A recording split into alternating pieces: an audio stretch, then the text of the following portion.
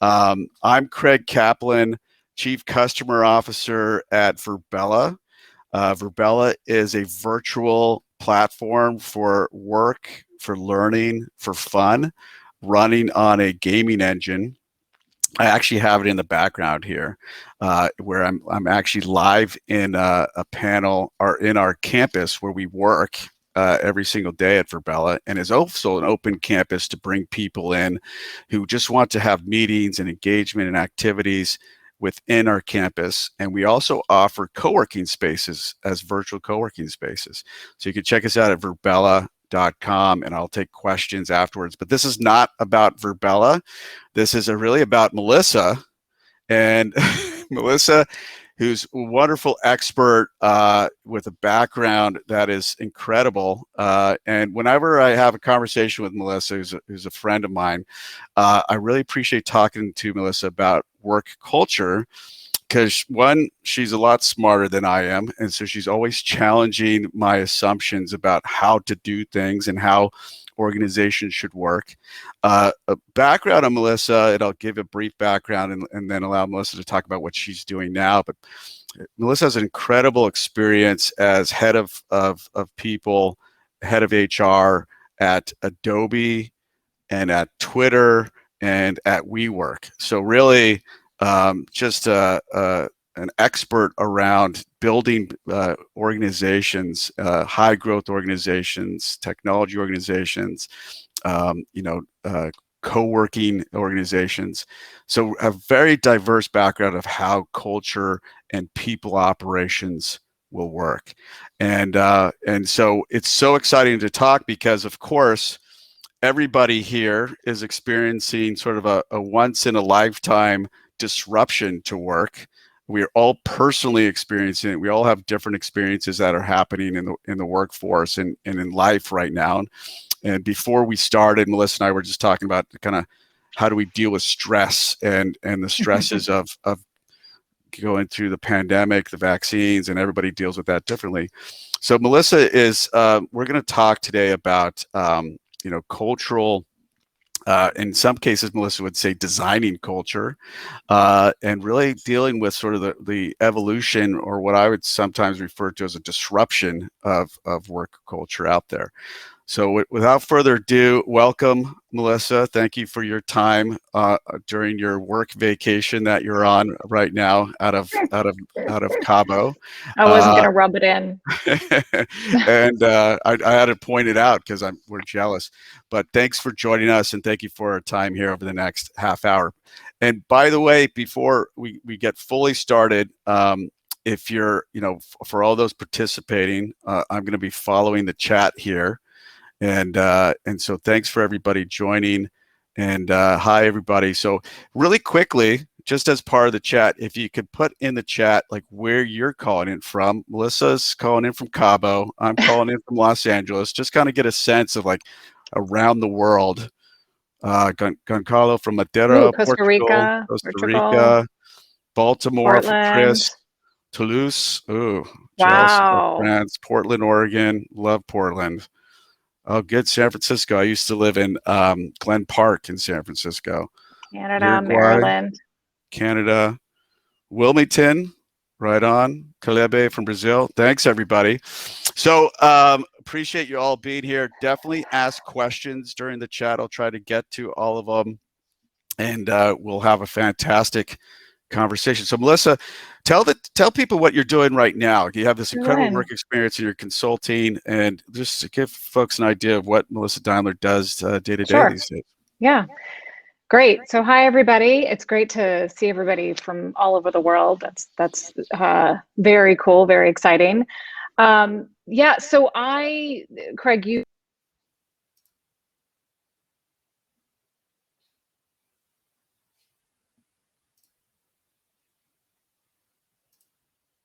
Uh-oh, we did lose Melissa. Let's give her a few minutes, just right when she was about to get to talk. We'll give Melissa a few minutes to see if her connection comes back. Oh, you're back. Was I the one that disconnected? Because you were disconnected. I think it was on your side, because Goncalo out of Portugal says it was you. Sorry. Okay, that's not a good start. Right when you're going to say the first thing. Oh my gosh, that's weird. Okay. Okay, reset. And by the way, if it happens again, we'll just have you turn off video for a second. It might help with the bandwidth. But I think we're good Okay, right now. I I think think we're we're good. good. Yeah. Yeah, gotta love live conferences. I'm with you. So, yeah, so I was very lucky to have a career in tech, working in some really great, iconic, high growth companies. So I was at Adobe for almost 11 years and then was at Twitter. And I think in both of those companies, I learned the value of looking at the total system. So not just looking at our strategy and kind of how that continued to evolve, but also looking at our culture and how we were working and continuing to look at our purpose and our vision. And I think, as a lot of us, a lot of you are working in high growth companies, it's important to continue to look at those three components, especially as you're growing. So what are we doing? How are we doing it? And why are we doing it? And so I worked with a lot of great leaders and teams and learned the value of especially the culture and embedding that into everything that we do.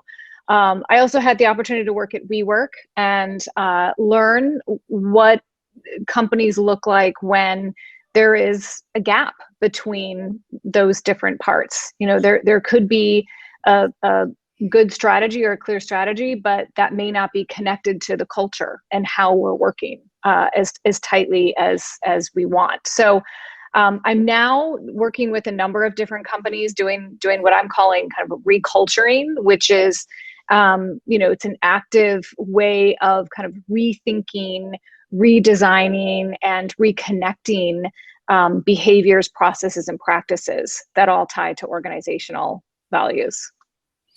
That's incredible. When you give maybe a sort of an example of what you're how you're doing that right now, if you can you tell us a bit more, Yeah. like a use case of an example of an organization you're working with? You don't have to name names, but it would be great to hear a little bit more of that Yeah. sort of practice. Yeah, I mean, I think just stepping back, having come off the crises of last year, we're realizing more and more that culture isn't what's at an office necessarily. It's how work happens between people.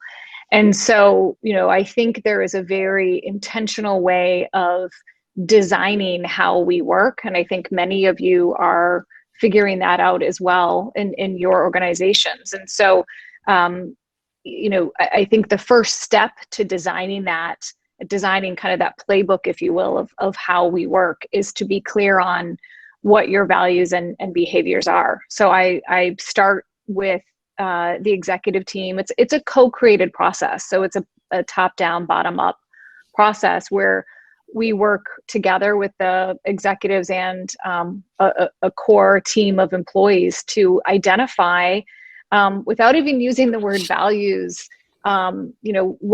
what's happening when things are going well in the organization. What are some of the things we're seeing? What are we observing? What are we feeling? How is that different from other companies? And so there's a process just that we go through around identifying what that is. And then once we've identified kind of a core set of behaviors, and I'm a big believer in less is more. I think a lot of companies who have 20 values, you start to focus more on remembering them than figuring out how to use them. Yeah. So I think the key piece, though, is then figuring out how do we embed those into all of our processes. So how we hire, how we onboard, how we develop people, how we give feedback.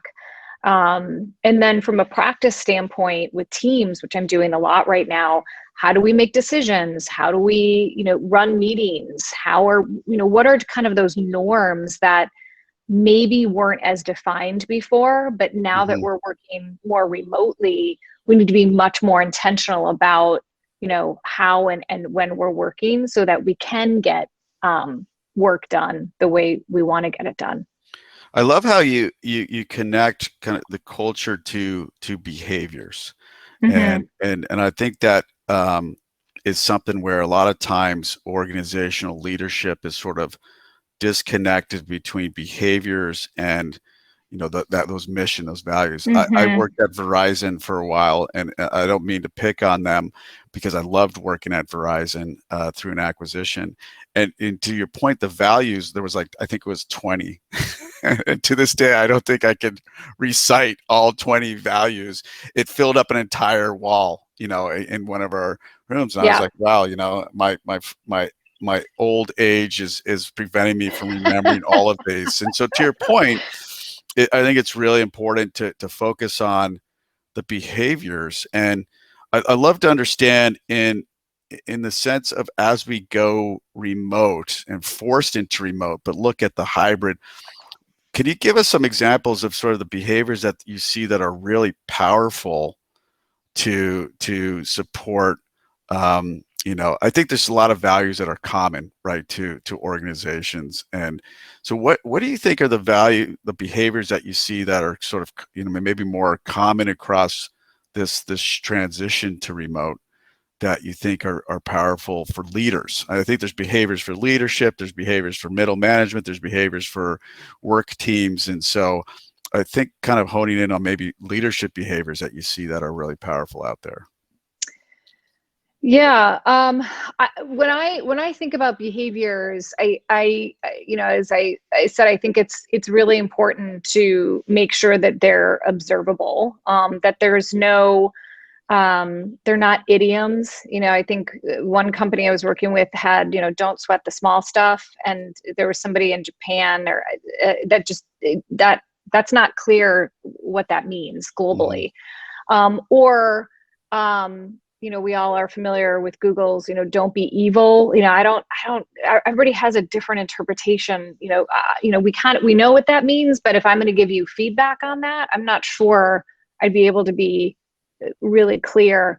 So things like, we experiment to get version 1 out there. So the point being, a lot of people have innovation as their value, but innovation to some companies could mean we want to work faster because we want to get version 1 out, or we want to get the minimal viable product out. That's really important to us.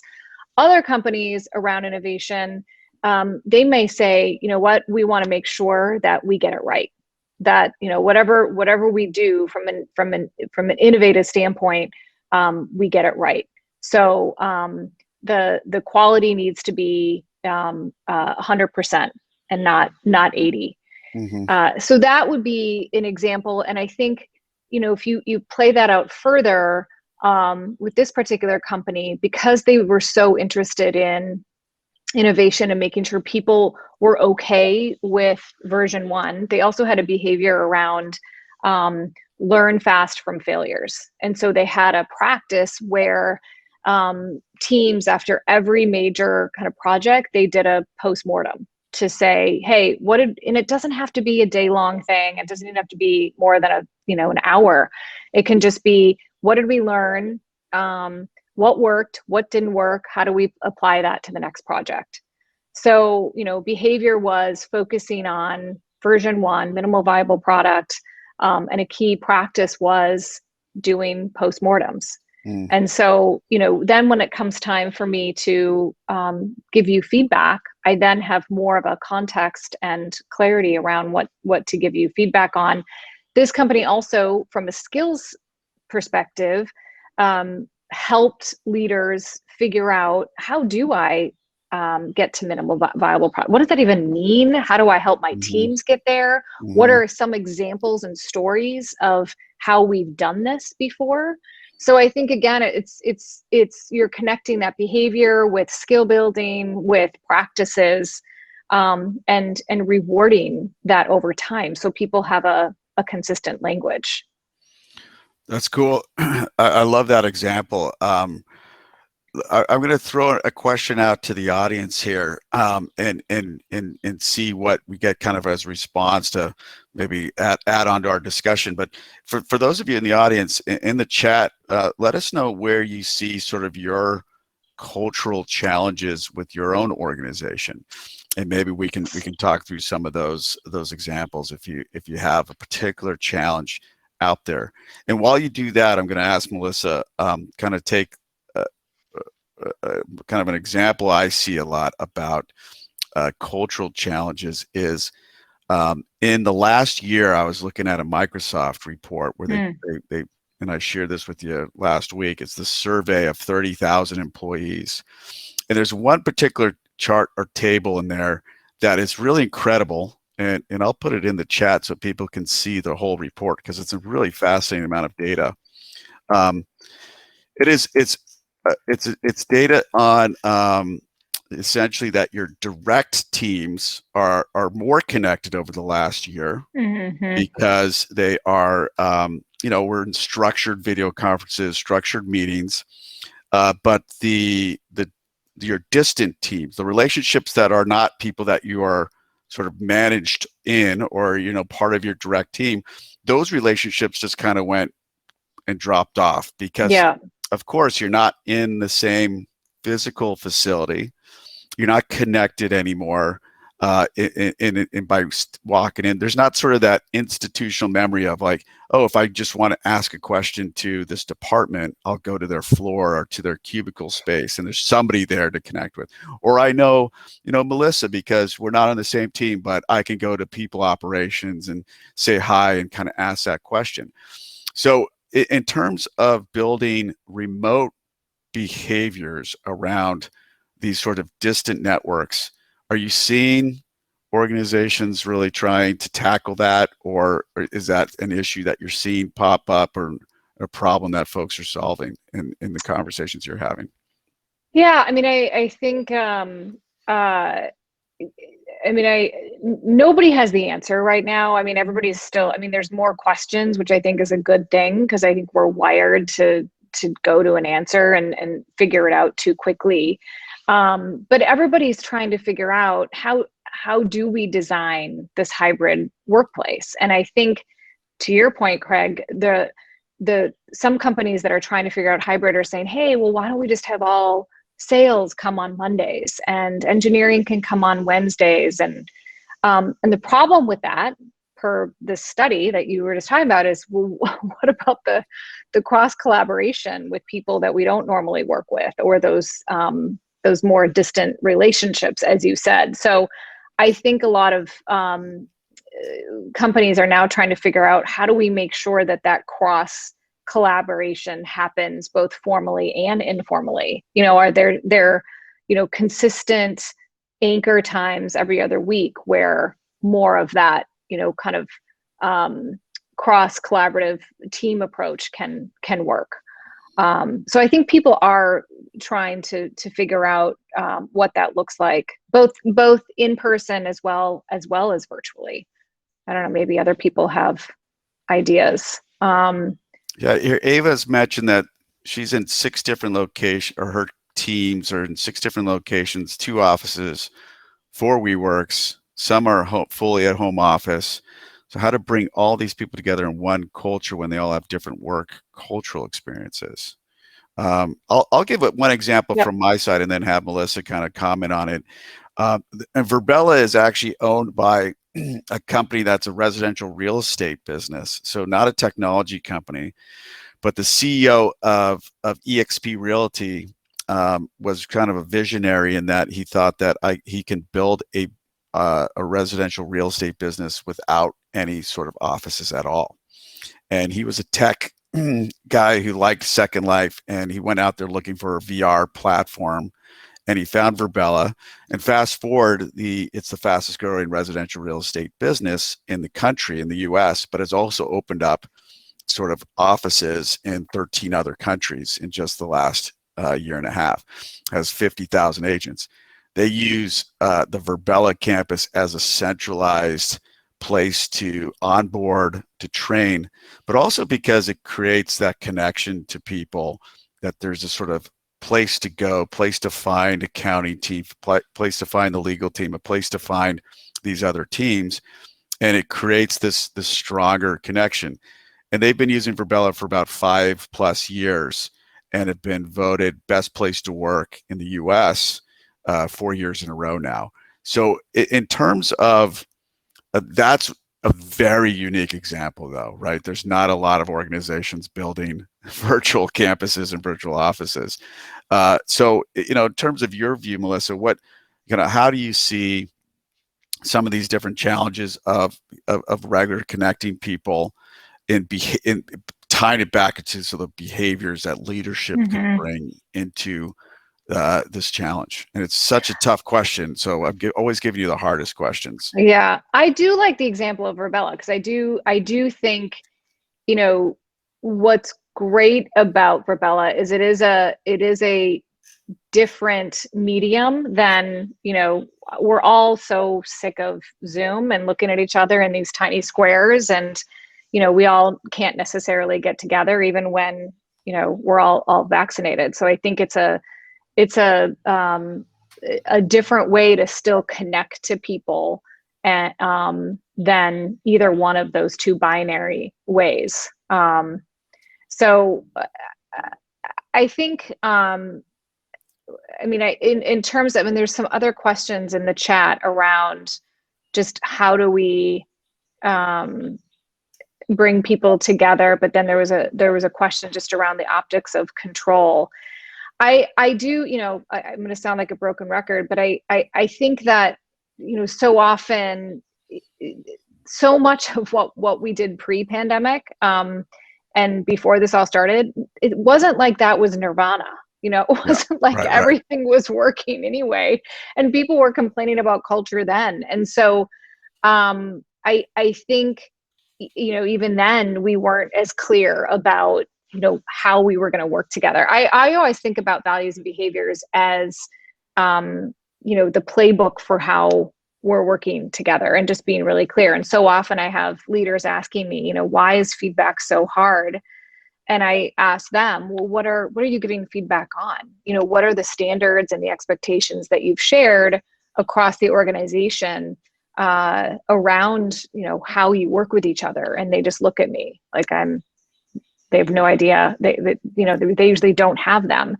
And of course, feedback's hard then, because if you haven't even established the standards and expectations for how you're working together, then it is so much harder to give feedback, versus if we've already established those behaviors and how we ideally want to work, then we're all, again, speaking the same language and giving each other feedback within that context. So I think being really clear about, kind of those values and behaviors. And in terms of, Ava, what you were talking about, I think continuing to, as a team, look at those practices. I even when we were all in the office, I don't know about all of you, but I found myself getting interrupted quite a bit.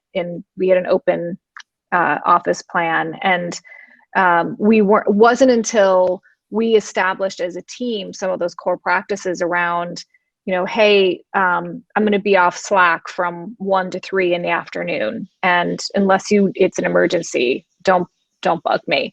But kind of where do we want to be?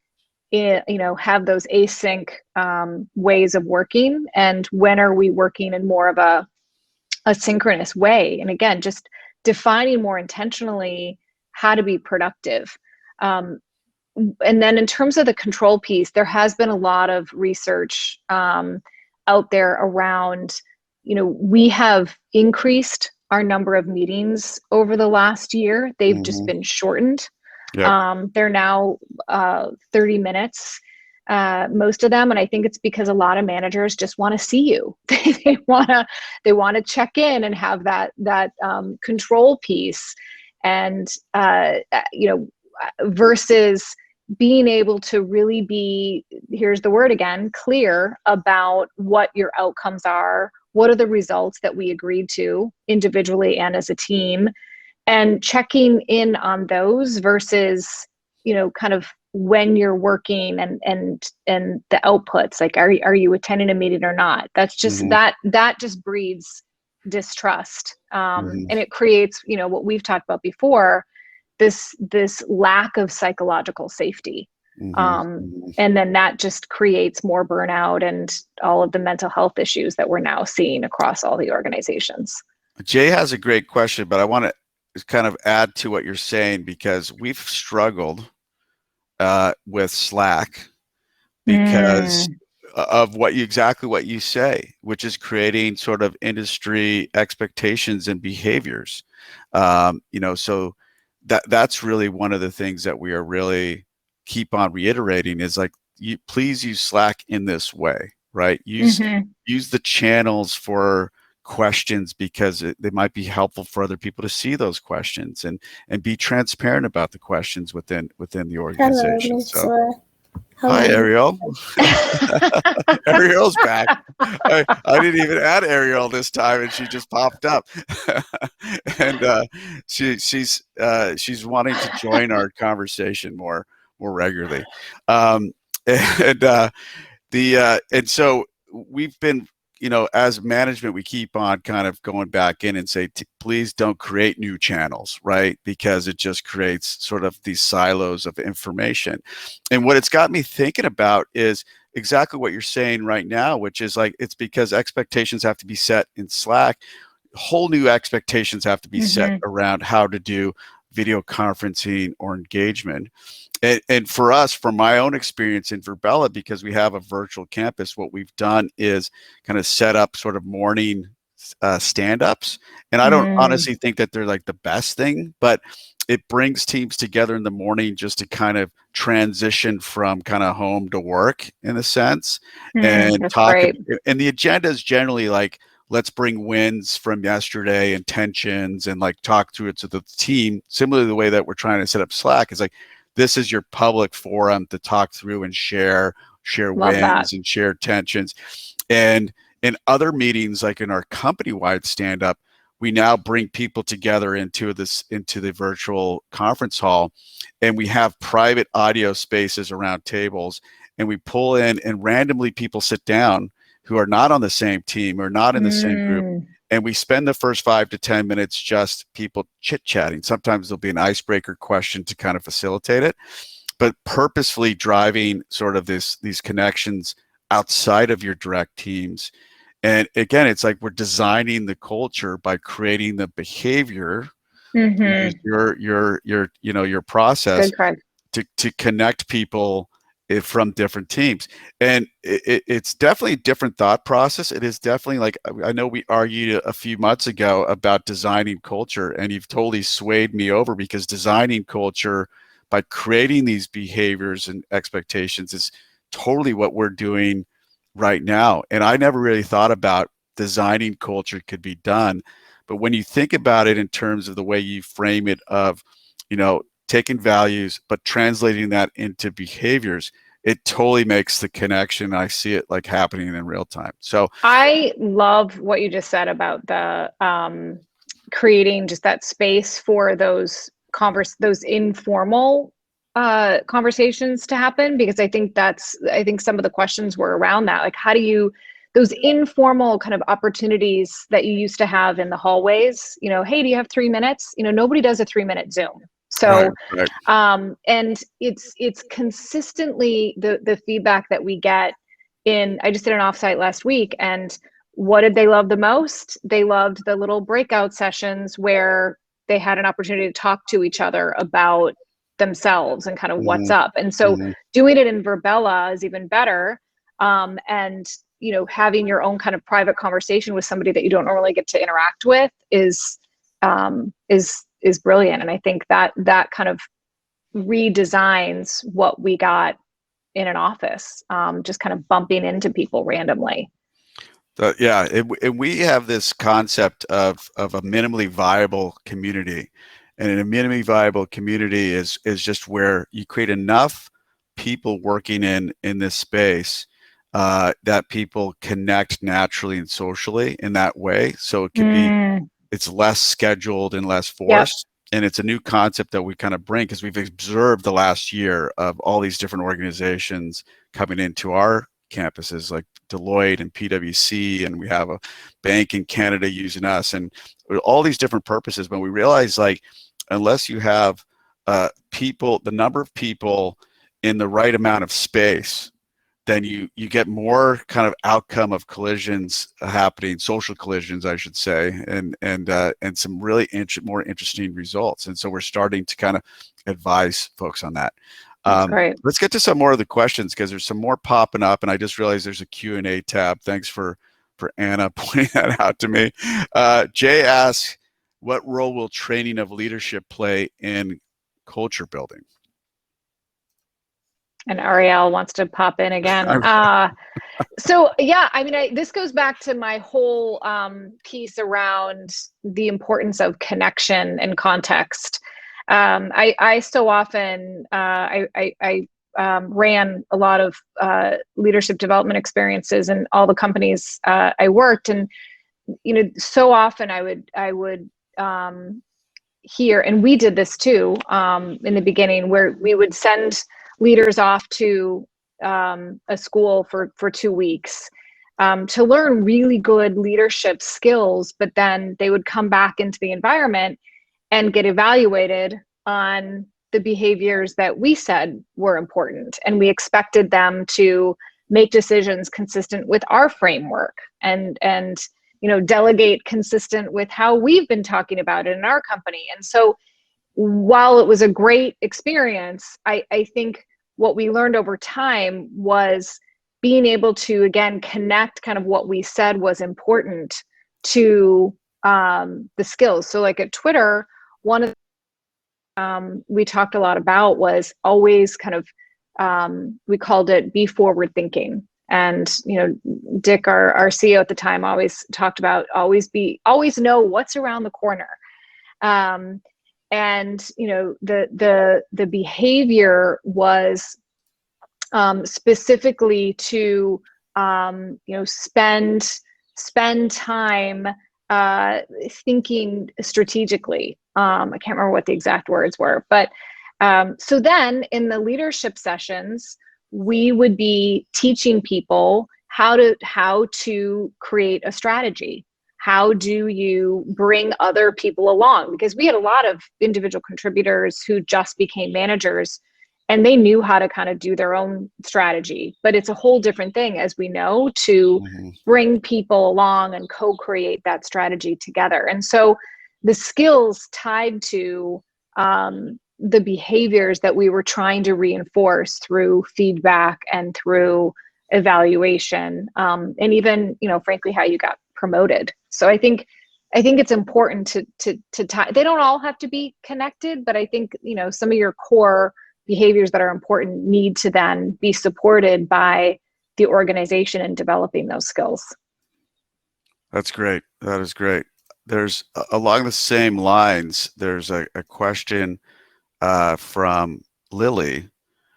What advice for introducing sort of these concepts to leadership team that isn't even really thinking about this? So a couple challenges there is getting the attention on leadership and kind of addressing the challenges of hybrid workforce. And I've learned from experience the last year of the difficulty of trying to get folks to think of this in a sort of outside the box, because what's happened is, from our perspective, is that tools like Zoom and Hopin and Slack and Microsoft Teams all are fantastic because we're used to them.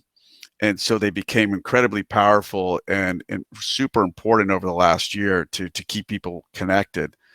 But then we missed out on these gaps of where culture was disrupted, the things that were these sort of secondary relationships, these serendipitous social.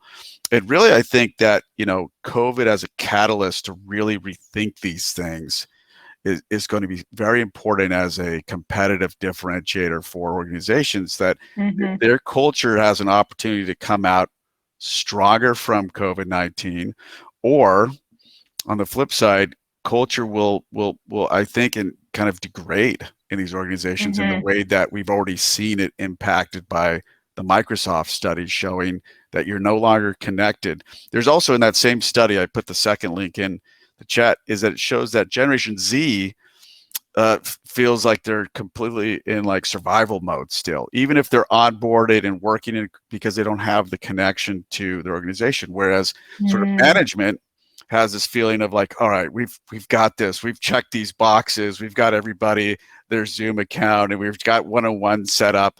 And so I think there's this major disconnect that Lily is seeing in her organization, that leadership thinks they've got this covered, but everybody else is sort of like, well, we're overworked. I'm working an extra 2 hours instead of commuting. I've got more meetings, and burnout is like really not, it's not like it's, coming down and coming back into the office doesn't mean it solves it. That creates a different kind of dynamic of this concept of multi-tiered kind of power structures, right? Oh, do I go in the office when my boss goes into the office? Right. How am I part of the sphere of influence now if I'm not in the office? And Melissa's in the office, but Craig's not. And there's a whole different set of sort of other stresses that seem to be introduced. So that was a long-winded way to add to Lily's question of what's your advice for introducing these newer concepts into leadership team? I'll just start where you just ended. I really like that you brought up the whole status piece. I think, with all of the strides that we've made with diversity and being more aware of including everybody in conversations and who we hire, I think there's a big concern that we're already seeing. There's so much research saying even, how a lot of working moms are pulling out of the workforce, and we've taken some steps back there. So I think a lot of companies now are talking about, how do we make sure that status does not equal days in the office, and that, even looking at metrics like, when we do talk about promotions, is there a correlation between number of days in office versus people are being promoted, or major decisions that we're making? So I just think that's something that we definitely have to be conscious of when we're creating and recreating the workspace. But what's the question specifically? How do we introduce these new concepts of solving these problems to leadership? To leadership. Yeah. I think some of the good companies are asking, we started here too. They're asking, and you guys are doing this at Virbela, you're including your employees in the problem. So we're all figuring this out together. So a lot of companies are continuing to do engagement, pulse surveys, and asking questions about preferences, and sharing that information back, and then iterating on that. So I think, you as employees continuing to ask questions just on, how they're thinking about the hybrid workplace is a good thing. And if you don't have values and you're not clear about what you're being evaluated on, ask. I think so often we employees forget that. So that's where I would start. I think that back to your point on behaviors, right, is one of the things, like we do ENPS surveys pretty religiously, and it's always really a different theme every month, which you would expect, right, that we focus on and we start to address it, and then something else comes up. But I think that's pretty important for leadership to have that feedback loop. One, especially in a remote culture, is ENPSs. And if your organization is not doing it, hey, can you guys start doing this? This is pretty important to put these surveys out there anonymously. And we started doing them not anonymously when we were a very small organization, and then as we got bigger, we started doing it anonymously, and obviously got different data, which I think was important.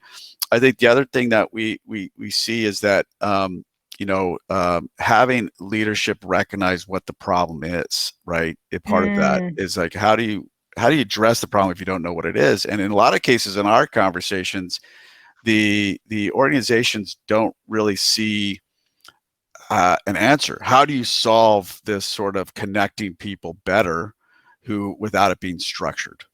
and a lot of times they don't know how to answer that because they've never seen something like a Virbela or something similar out there.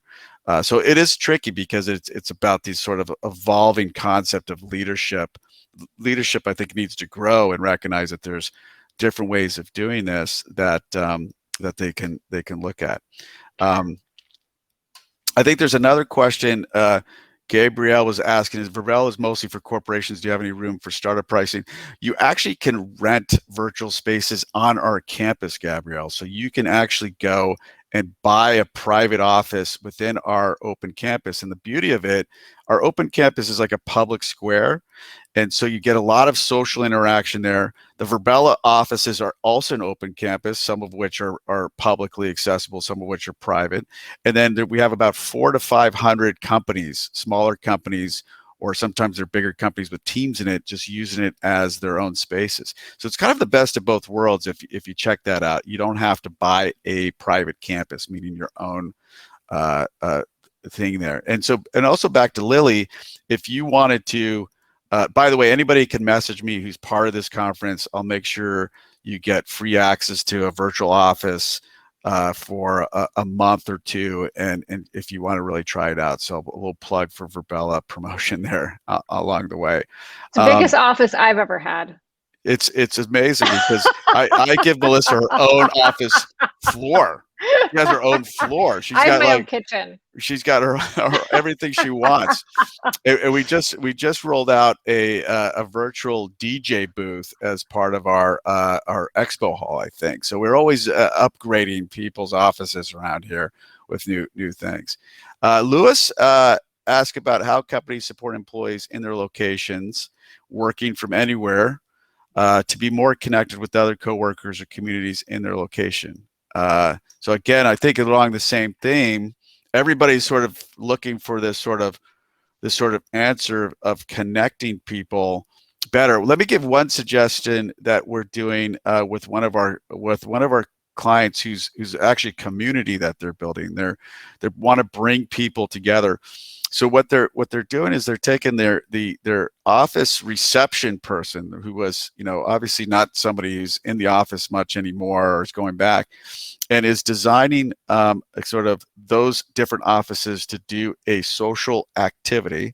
And when I mean social activity, it doesn't have to be a big activity. It's not like you're setting up a full happy hour, but it's a small sort of activity. It could be a quick 10-question trivia game. It could be a quick scavenger hunt. It could be a open office hours, inviting leadership in to that particular office. And again, it's not things that are necessarily that different than you would do in a physical space to connect people in, but takes a little bit of a different thought process to say, well, how do I do something for 15 minutes or 20 minutes that brings my office together, not necessarily my team, but the bigger office community that's not been connecting. So I think it's changing the way leadership thinks about this. Can't just be a team by team thing. It's really about how does the office community connect to each other in a different way. And a lot of, I think, what we've seen that's been great is, all right, we're going to do a happy hour. We're going to do a karaoke. We're going to do these social things that are kind of considered to be bigger events. And the problem is that like those sorts of things, when we were in the office, were kind of seen as sort of big events, intentional big social events.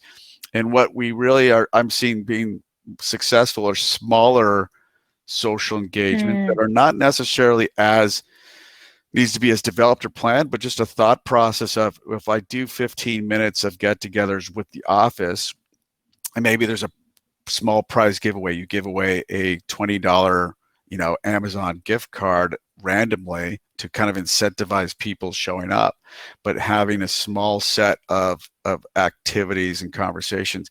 We're seeing that that's really, really interesting to do. And when you pair that into like the Virbela virtual offices, what it does is just sort of sets people up in their office in the mornings, and then they go into an office, the virtual office together, and they don't have to be engaged, but they can be like, the door is open. I'm standing like in our offices and people are walking by and saying hi and stuff, and I'm typing back saying I'm on another call. But it allows people to sort of anchor themselves in the space so that they are there and they know where to find people. One concept that I've suggested and want Melissa to kind of comment on it is this concept of institutional memory, like the fact that where you would go to meet people and engage, like a cafeteria or to, again, somebody's office is the leadership floor, that's just been totally wiped out. And what we've been emphasizing with our clients is recreate your institutional memory in a stronger way to make your culture and connection stronger. And I think a lot of that is we emphasize leadership has to do this, or management has to do this, because by putting themselves and anchoring themselves into a location, it breaks down a bunch of these other barriers that we've seen. It's like, if you can find Melissa in her virtual office from such and such time in the day, from 9 to 12, that allows to prevent that sort of multi-tier or that tiered power, a gap that we were talking about. So some ideas from my side. I don't know if Melissa, you have other. Yeah, I love the institutional memory idea. I mean, this goes back to the psychological safety that we talked about. I think with Virbela, knowing that I can just go in and you're going to be in your office, likely, and I know where everybody else is, having those kind of consistent anchors for myself, I think helps create psychological safety. And with so much change that we've gone through last year, and again, in a lot of the companies that I think many of you are in, there's change we're changing managers, and we're changing our strategy, and we're changing teams. And so if there's some core things that you can just count on that are consistent, and a sense of place being one of them. I think that is just that calms the nervous system, so that you can then work on the things you're supposed to be working on and not be worried about. Part of the reason we're so burnt out is because we worked more hours last year, and there were so many other concerns beyond just getting our job done. And there wasn't clarity from our manager or the company necessarily. So those are my thoughts. The other piece I keep thinking about is, this is not the first time we've gone remote. I think so often we're talking about this like, woo, it's a brand new thing. And there's many companies out there that have been doing this for a long time. And even at Adobe, we were global and had remote teams, and we had things like site leaders and hubs of employees, so that, to the earlier question, it wasn't just one person out in, Columbus, Ohio working, but we had, if we saw that there were, 20 people in a particular location, we would then have this is before co-working, but there would be a hub, there would be an office, so that if I did want to go in and connect with people, and then I could do that. So I think when companies are thinking about designing space, they're thinking about, what is the work? Where do we want kind of this informal kind of connection to happen? What do we need to create for more of that brainstorming, collaboration? What do we need to create for those people that don't have a home office and just need to get work done? And then, maybe it's also Virbela. Like, there's just like different modes and different contexts of work that I think, to your point, Craig, every 100 years, we have an opportunity to redesign. Let's not waste this. So just being more intentional. Yeah. Yeah, that's what really gets me excited. And what's awesome is that whenever we talk, Melissa, I always end up going over our allocated time, which we're about 10 minutes or 6 minutes over right now. Okay. We still have 20 people on the conversation from the 50 or so that joined us before. So if there's, first off, wanted to thank Melissa, because it's always fantastic to get your expert advice and insights, and all of your experience really is I think very powerful for this current challenge that we have. If people can reach out to me on LinkedIn to connect, and if you want follow-up conversation with me, that's where you can find me. Melissa, what's the best way folks to connect with you? LinkedIn is great. I've been off Twitter, but I'm usually on Twitter as well, and Instagram. All your favorite It's social good to media take a break from platforms. social media for a while for mental health purposes. Yeah. I think there was just a story about that this week about research really tying certain parts of depression directly into social media usage. A little bit of controversy that Facebook might be burying some of this research on their own, but won't get into the politics of that. But there's That's our next topic. That'll be our next topic. We're always willing to tread into every exciting topic. We didn't get into the base camp conversation though, so that we'll have to save that one as well. That's a tricky one. Thanks everybody. It's so fantastic to have everybody here. Yeah, thanks for the questions. If you enjoyed, the conversation, let us know your feedback in the chat, or if there was things that we missed, you should cover in a follow-up with Running Remote. I'm sure Running Remote would love to do another session in the future with us. So please let us know in the chat. Thank you so much to everybody for joining us. Thanks everybody. And thanks, Craig. Thank you. Enjoy the rest of the weekend in Cabo. We'll see you when you get back, Melissa. All right. All right. Thanks everybody. Bye-bye.